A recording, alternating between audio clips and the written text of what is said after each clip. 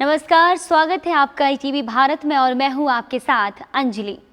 देश की राजधानी दिल्ली में इन दिनों आम आदमी पार्टी और बीजेपी में घमासान चल रहा है।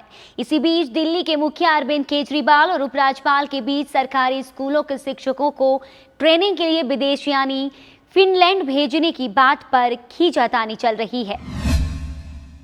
दरअसल केजरीवाल सरकार शिक्षा व्यवस्था को दुरुस्त करने के लिए अपने शिक्षकों को प्रशिक्षण के लिए फिनलैंड भेजने की जिद पर अड़ी है, लेकिन एलजी ने फाइल को रोक कर रखा है।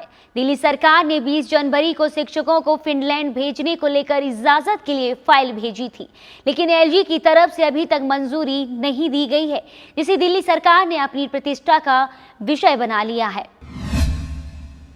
दिल्ली सरकार शिक्षकों को पहले भी ट्रेनिंग के लिए कई बार फिनलैंड और सिंगापुर भेज चुकी है।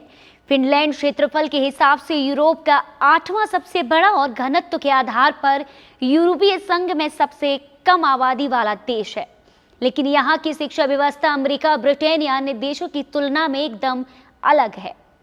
वहीं अगर आप दुनिया के बेहतरीन स्कूलों के बारे में गूगल पर सर्च करेंगे तो फिनलैंड सबसे ऊपर होगा, क्योंकि फिनलैंड आज से ही नहीं बल्कि दशकों से इस मामले में बहुत आगे रहा है।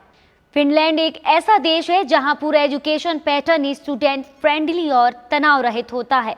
वहां ना तो बच्चों को होमवर्क मिलता है और ना ही कॉपियां चेक करके उनको नंबर दिए जाते हैं। वहीं अगर भारत की बात करें तो पेरेंट्स अपने बच्चों को 3 साल की उम्र में स्कूल भेजकर 7 साल की उम्र तक उन्हें रट्टू तोता बना देते हैं, जबकि फिनलैंड में बच्चों की फॉर्मल एजुकेशन की शुरुआत 7 साल की उम्र से होती है। ऐसा इसलिए क्योंकि वहां बच्चों को 7 साल की उम्र तक खेलने, कूदने और मानसिक विकास के लिए समय दिया जाता है। यहाँ के सभी टीचर्स हाईली ट्रेन्ड प्रोफेशनल्स होते हैं और नर्सरी के बच्चों को पढ़ाने के लिए भी कम से कम पोस्ट ग्रेजुएशन की डिग्री जरूरी है। टीचरों को यह भी छूट होती है कि वो नए तरीकों को अपनाकर और तकनीक की मदद से छात्रों को दिलचस्प तरीके से पढ़ा पाएं। फिनलैंड में बच्चे 16 साल की उम्र तक किसी भी तरह के नेशनल टेस्ट में नहीं बैठते हैं। उनका मूल्यांकन कई आधार पर होता है। कुल मिलाकर बेसिक एजुकेशन पॉलिसी ऐसी है जहां टीचर्स बच्चों में यह क्षमता पैदा करें कि वह अपना मूल्यांकन खुद ब खुद कर सकें, जिससे वो अपनी ग्रोथ और लर्निंग प्रोसेस को लेकर खुद सतर्क रहें।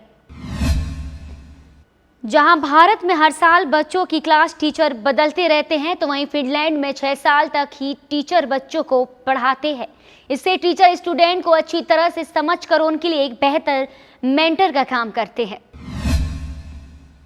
आमतौर पर स्कूलों का माहौल बच्चों के लिए बोझिल और तनाव पैदा करने वाला होता है, लेकिन फिनलैंड में आमतौर पर स्कूल बहुत कम तनाव वाले और बच्चों के लिए ज्यादा केयरिंग होते हैं। स्टूडेंट की दिन भर में कुछ ही क्लासेस होती हैं और सभी क्लासेस के बीच 25 से 30 मिनट तक का ब्रेक मिलता है। सभी बच्चों को स्कूल में केवल 9 साल तक ही पढ़ाई करनी होती है, तब तक उनके एग्जाम नहीं होते। फिनलैंड में मैट्रिक का सिलेबस 3 साल का है। हालांकि 9th क्लास के बाद बच्चों को ऑप्शन मिलता है कि वह क्या करना चाहते हैं।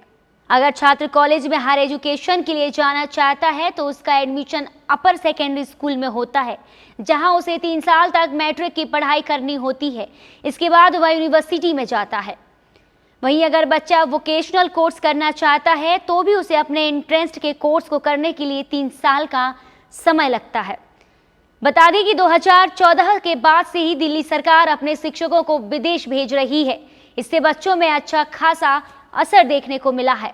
पिछले 10 सालों में बच्चों का रिजल्ट 87 से 99% हो गया है। कुल मिलाकर फिनलैंड में बच्चों को कंपटीशन की रेस में दौड़ने वालों की बजाय एक अच्छा इंसान बनाया जाता है, जिससे वह अपने देश के विकास में अच्छा योगदान कर सके।